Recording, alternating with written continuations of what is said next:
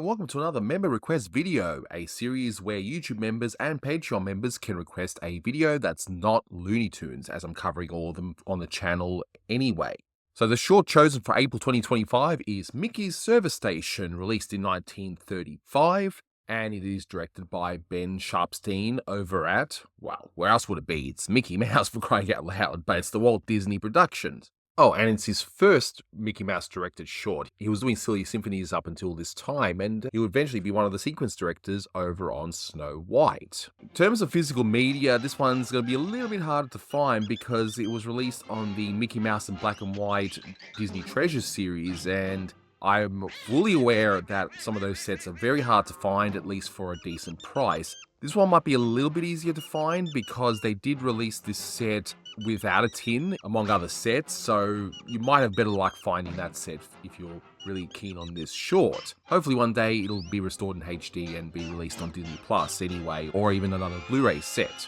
In case you haven't seen this one, there's really not much by way of story here. You've got Mickey, Donald, and Goofy, their service station attendants. You see Pete rocking up with his beautiful looking car, and he tells them to find what's wrong with his car, and that's pretty much it. We just see a whole bunch of gags involving that. There's actually a bit of trivia for this one because on the surface it looks like it's just a real typical short of the time and nothing truly special. So it's the last appearance of Donald Duck in black and white, and also the last appearance of Pete with his peg leg. Later on you'll still see Pete, but he'll just have two normal legs and that's it. So why they've done the change? Probably just changing tastes, I don't know, but that is the case. So this short, along with Mickey's Kangaroo, are actually the final Mickey Mouse shorts in black and white as well. So by this point in time, Walt Disney had two series going. He had the color Silly Symphonies, that started in color a few years prior, and they had the exclusive rights to 3-strip Technicolor at the time. But Mickey Mouse, because it's cheaper to do in black and white, he did that for a few more years before changing everything to color. In fact, we already had one short, the band concert, that absolute masterpiece of a short, was released before this one, so of course everything was in varying levels of production, so it wasn't like a seamless cut between black and white and color. It was a transitional thing.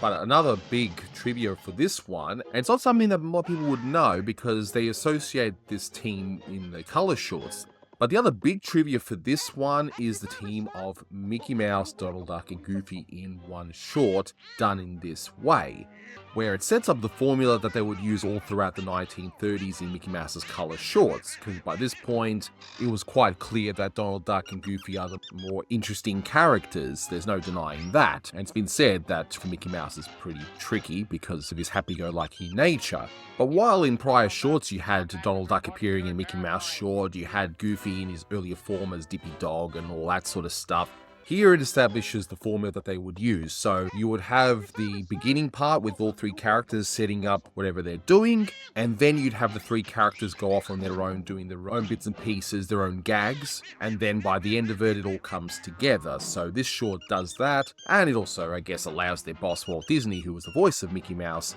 to not have to do as many voices because they can just focus on the other more funnier characters anyway, right? But no, this unassuming short, big milestone in many ways. But we're going to go through the short from start to finish, and I'm going to also point out the fact that I think a lot of people unfairly put down Disney shorts as too tame or too kiddie, but then when you watch a short like this, it can be a nice pleasant surprise, and I hope that with all these extra reviews I'm doing, I can show people that no, there are a lot of great Disney shorts out there. Some just happen to be maybe a little bit more obscure, like this one. I should also point out that it appears that the actual title card that was used in Mickey Mouse in black and white looks like that they just did it for this set, so perhaps they couldn't find the original titles, I don't know, but it looks recreated anyway because the quality of it's a little bit different. But we're not here for the titles, we're here for the short, and we open up right away with this beautiful shot of Donald in his earlier form. They would change up Donald a few times throughout the shorts, eventually making his beak more wider, and he would settle on that appearance, but here his beak is still rather long, and he's a lot more on the skinnier side. And naturally at this point in time, Mickey Mouse still had his black pupil look. And we start off with the beautiful score here, and unlike Looney Tunes, because I'm reviewing all of those, and you just know that I always look for those music cues as to what Carl Starling and whoever is playing, here it's all original. except for Yankee Doodle that you hear later on in a gag. But it's a wonderful soundtrack, and these early Disney shorts just had their own sound when it comes to the music, and a lot of it has to do with the fact that, unlike Warner Brothers, who could use the Warner Brothers library when it came to music cues, whereas Disney, being an independent studio, was forced to either use original cues or at least anything in the public domain. But after a few moments of the trio fixing up a car, we see Pete, who seems to have done rather well for himself. That car looks beautiful. If there's any car experts out there, let me know what type of car this would be modeled after, because I genuinely don't know. I'm not a car guy. But either way, it looks beautiful. But yeah, he's definitely well off. He's got his coat, he's got his cigar, and he wants service. And fun fact, unlike today, service stations back then really were full service stations. Not only would you have your car filled, they would check your tire pressure, they'd wipe your windscreen. You have a whole team of people doing stuff, whereas these days, well, you're left on your own, aren't you? Oh, and I just noticed on the wheels as well, it says P, because clearly you don't just need vanity plates or anything, you need vanity hubcaps, don't you? So Pete, voiced here by Billy Bletcher, is yelling out, "Hey, hey," and he ends up spitting, which that's some spit because it ends up moving the jack and causes the whole car to fall, crushing Mickey Mouse to death. No, I'm kidding, he's fine. But again, that's some strong spit, isn't it? And the trio realizes, oh, they got a customer. But I love Billy Bletcher's yell when he's yelling out, "Hey," when the trio gone over. And it's so charming to see Mickey Mouse do that little dance when he approaches the car. Just so charming. And again, as I mentioned before, this sets up that wonderful formula where it all sets up what the trio is going to do before they go their separate ways. And we hear Donald and Goofy introducing themselves as well. So you have Donald voiced by Clarence Ducky Nash, and you have Pinto Colvin doing Goofy. So you have the four main well-known voice actors in this one as well. So now Pete's going to describe the issue of his car to Mickey, and when he moves his car, we hear the tire sound off Yankee Doodle for whatever reason. So Pete, being a typical customer in this day and age, and for some reason he has an accent in this one, an Italian one for that matter, he says that this needs to be fixed in 10 minutes. Get rid of that squeaky sound, or else, well, you can see the thread that he's doing. So again, a typical customer in 2025. And again, Pete, being a typical customer, is walking away. He ends up walking on a horn, which sounds like a massive fart, and he brings out two guns. Yeah, did I mention that this is your typical customer in 2025 whenever they go to retail stores? But we get a wonderful repeat of the gag where he says, "Wise guys, eh?" And he starts walking off and ends up hitting the horn and just starts shooting at the mechanics. Wow, every time I see that scene, it's just insane.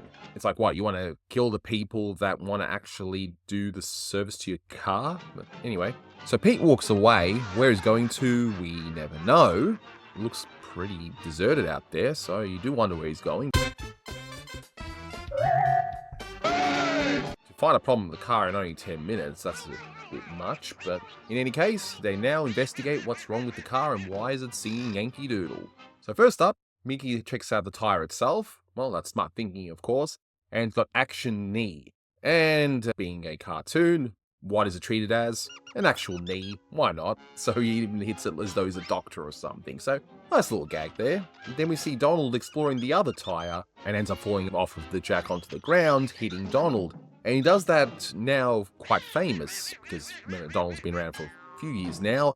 And he does that little dance. But it's interesting to see that his feet are all black in this. And again, it's a black and white short, but you would have thought they would have done a lighter color for his legs in this one. So yeah, it's pretty interesting. Now we move on to Goofy in the front looking at the front light, which ends up moving the back light around, and Donald investigates it, and you can pretty much expect what to happen, right? And Goofy being Goofy, he's so strong when he needs to be, and he pulls everything through, and of course he pulls Donald right through. But we then shift our focus to Mickey, which, okay, the scene isn't exactly haha funny, but it's a nice little piece of animation where Mickey undoes the tire, the piece lands on his butt, and he tries to free himself. So just a bit of busy work there, but it's pretty funny. I'm just not going to roll around the floor laughing like I would with a Warner Brothers short or something. And Donald, being incredibly strong by the way, ends up removing the entire radiator all by himself, and he ends up undoing it and hitting himself on the head. So I just like the fact that as we go along with him trying to investigate this thing in supposedly 10 minutes, that they just end up destroying this car, which, You know what to expect at the end when Pete comes back, right?